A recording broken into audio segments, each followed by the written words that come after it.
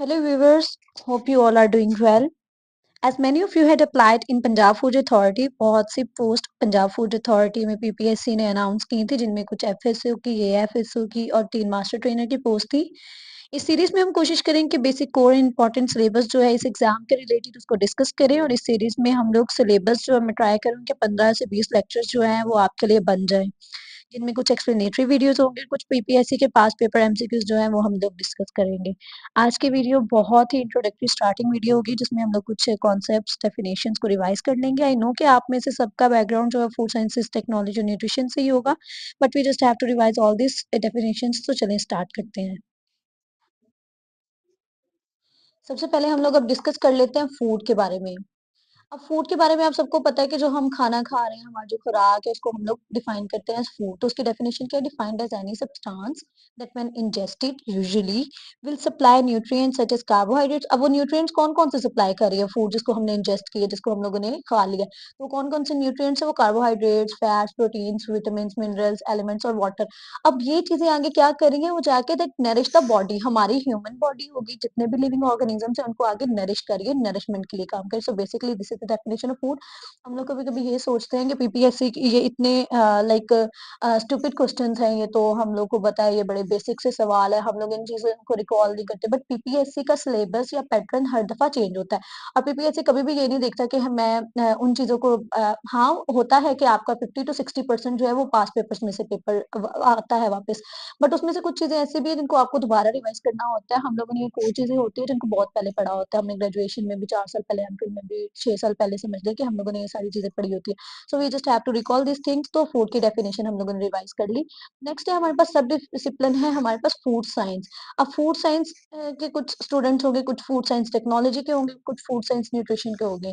तो अब हम लोग देखते हैं फूड साइंस की डेफिनिशन क्या है। अब इसमें एक चीज़ मैं आपको बताऊँ कि पीपीएससी वाले जो है ना वो ज़्यादा किन चीज़ों पे करते हैं।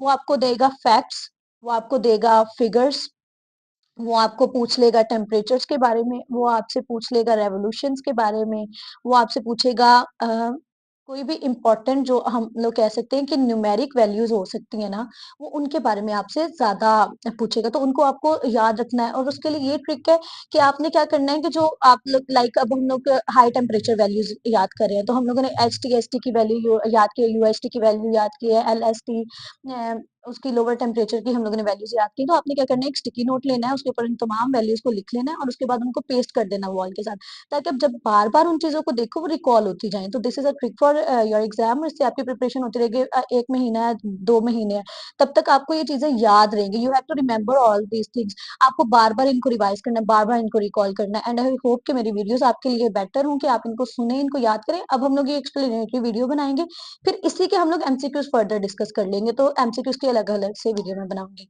तो नेक्स्ट अब हमारे पास कि food science emerged as a discipline in the early 1950s। अब वो इसके ऊपर आपसे पूछ सकते हैं MCQs. So this is a important thing. तो इसको आप लोगों ने मार्क कर लेनी है as a result of accumulation of scientific information of food. जैसे-जैसे साइंटिफिक इन्फॉर्मेशन फूड के ऊपर इकट्ठी होती जा रही थी, तो फूड साइंसेज़ इमर्ज हुआ था। अब इसकी एक डेफिनिशन हम लोग देख लेते हैं। A body of coherent and systematic knowledge that deals with understanding the nature and composition of food material. कि फूड की क्या नेचर है, कैसे कंपोज़ होता है और उसकी क्या कंपोज़िशन है, और food material and their behaviour under various condition, और फिर उस फूड की क्या बिहेवियर अंडर वेरियस कंडीशन। अगर हाई टेम्परेचर है तो वो कैसे बिहेव कर रहा है, अगर लो टेम्परेचर है तो कैसे बिहेव कर रहा है, उसको अगर हम लोग स्टोर कर रहे हैं तो उसकी क्या कंडीशंस होगी, to which they may be subjected, जैसे-जैसे उसको जिस चीज़ से इंट्रोड्यूस करवाया जाता है। नेक्स्ट है हमारे पास food processing. Food processing involve any operation और operations that will alter the value of food. अब ये चीज़ बहुत इंपॉर्टेंट है। जब आप लोग लाइक एफएसओ या एएफएसओ का पेपर देते हैं या मास्टर ट्रेनर का पेपर हो गया, तो उसमें आप लोग को ज़्यादातर फील्ड में काम करना पड़ता है और फील्ड में जब आप लोग काम करते हैं तो you have to do many test. आपको टेस्ट करना पड़ता है, आपको फूड को देखना पड़ता है, आपने डिफरेंट डेट्स करने होते हैं।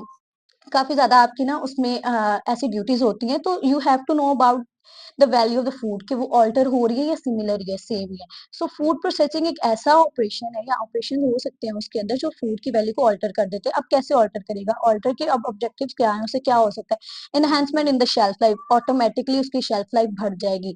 अगर एक फूड है हमारे पास, लाइक हम लोगों ने कोई पेरिशेबल फूड है, हमारे पास फ्रूट्स हैं, उनको हम लोगों ने ला के स्टोर किया है कोल्ड स्टोरेज में, फ्रीज़र में स्टोर कर दिया या फिर रेफ्रिजरेटर में रख दिया। तो ऑब्वियस बात है उनकी जो शेल्फ लाइफ है वो इंक्रीज़ हो जाएगी। फिर नेक्स्ट है हमारे पास कंज्यूमर्स कन्वीनियंस। अब सबसे ज़्यादा इंडस्ट्रियलिस्ट जो होते हैं, टेक्नोलॉजिस्ट जो होते हैं, वो क्या चीज़ देखते हैं? उनको अपना बिज़नेस क्या है और वो देखते हैं कंज्यूमर को। हमारे लिए सबसे इम्पोर्टेंट जो चीज़ होती है वो होता है कंज्यूमर। तो कंज्यूमर की कन्वीनियंस आपने देखनी है कि भाई साहब उसको वो कितना कन्वीनियंट है हमारी प्रोसेसिंग से। अब हम लोग ने एक आलू है ना, आलू को प्रोसेस करके हम लोग लेज़ बना रहे हैं। तो अब आलू एक कंज्यूमर के लिए खाना बेटर है या फिर लेज़? लेज़ एक इंस्टेंट फूड है, रेडी टू ईट फूड है, हम लोग उसके उससे ज़्यादा कन्वीनियंट रहते हैं। सो ये सेकंड पॉइंट हो गया। नेक्स्ट है प्रिजर्वेशन ऑफ न्यूट्रिएंट्स। अब न्यूट्रिएंट्स इससे ऑब्वियसली बात है कि प्रिजर्व हो जाएंगे। अब food science and technology, this is a important thing. आपने इसके बारे में देखना है। Describe the whole set of changes through which food passes from the time of harvesting to consumption. Harvesting से लेके कंजप्शन तक जितने भी चेंजेस हो रही हैं फूड के अंदर, वो सब फूड साइंस एंड टेक्नोलॉजी के अंडर आती है, वो इसको देखता है। अब आप लोग पंजाब फूड अथॉरिटी की जब आप लोग वो देखते हैं उनकी गाड़ियां, तो उसके ऊपर लिखा होता है फ्रॉम फार्म टू फॉर्क, कि मतलब वो आपके फूड को असेस कर रहे हैं, उसकी एग्जामिनेशन कर रहे हैं, उसको सेफ बना रहे हैं, उसकी सिक्योरिटी, उसकी assurance, food quality, food control हो गया, फिर उसके बाद उसकी क्वालिटी कंट्रोल होगी, क्वालिटी एश्योरेंस होगी।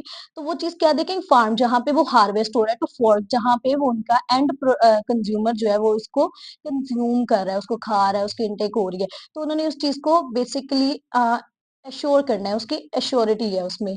नेक्स्ट है हमारे पास अब responsibilities of food scientist and food technologist. अब ये एक लंबा मैंने बनाया हुआ है नोट्स। अब इसको मैं शॉर्ट करके आपको बस बता देती हूँ कि रिस्पॉन्सिबिलिटीज क्या है फूड साइंटिस्ट और फूड टेक्नोलॉजिस्ट की।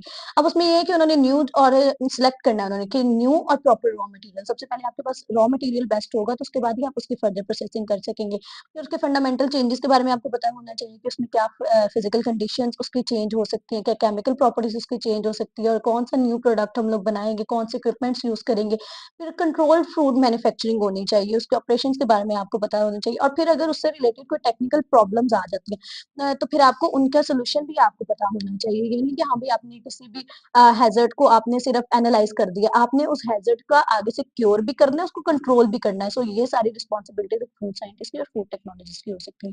नेक्स्ट है हमारे पास रिलेशनशिप विद अदर डिसिप्लिन। अब फूड साइंस एक अकेला डिसिप्लिन नहीं है, आपको पता है कोई भी सब्जेक्ट जो है वो अकेला नहीं चल सकता। स्पेशली ये जो बायोलॉजी के सब्जेक्ट्स है हमारे पास, साइंसेस के, तो फूड साइंस भी ऐसा सब्जेक्ट है जो अपने साथ काम करने के लिए दूसरे सब्जेक्ट्स को साथ लेके चल रहा है। ऐसा नहीं है कि फूड साइंसेस अकेले ही हाँ भाई अपना खुद ही काम कर ले।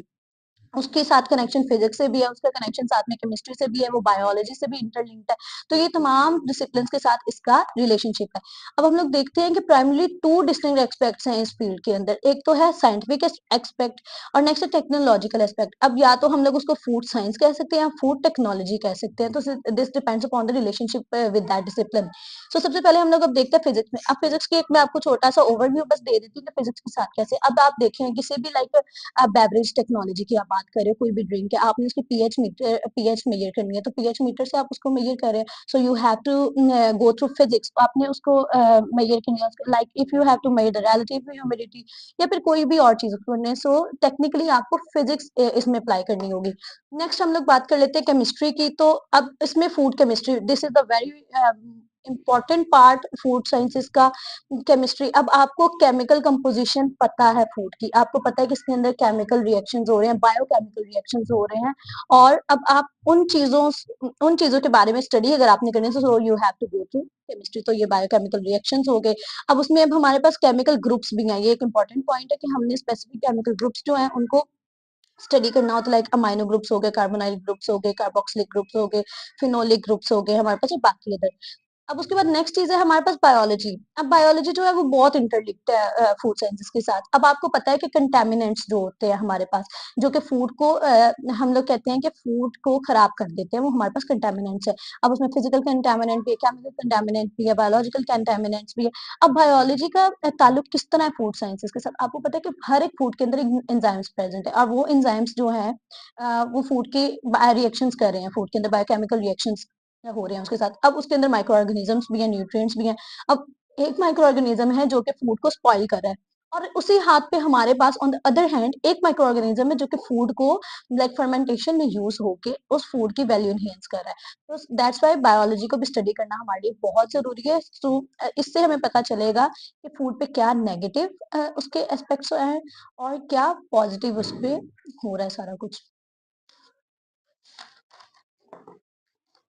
नेक्स्ट हम लोग डिस्कस कर लेते हैं हम फूड सिक्योरिटी के बारे में। और बस फूड सिक्योरिटी की हम लोग थोड़ी सी डेफिनेशन करेंगे, उसके बाद हम लोग अपनी वीडियो को एंड करेंगे। उसके बाद नेक्स्ट वीडियो हम लोग बनाएंगे एक्सप्लेनेटरी, उसके अंदर हम लोग बल्कि फूड सिक्योरिटी को हम लोग अपने नेक्स्ट लेक्चर में डिस्कस कर लेते हैं।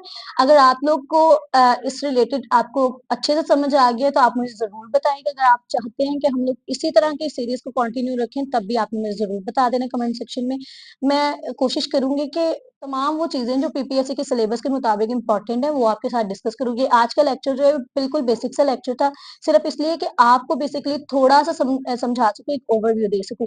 इसके बाद आगे जो हम लोग लेक्चर्स कवर करेंगे वो टेक्निकल लेक्चर्स है, उसके ऊपर हम लोगों ने साथ में एमसीक्यूज भी हैं, उनकी वीडियोस बना के उसको भी डिस्कस कर लेंगे। Thank you for watching.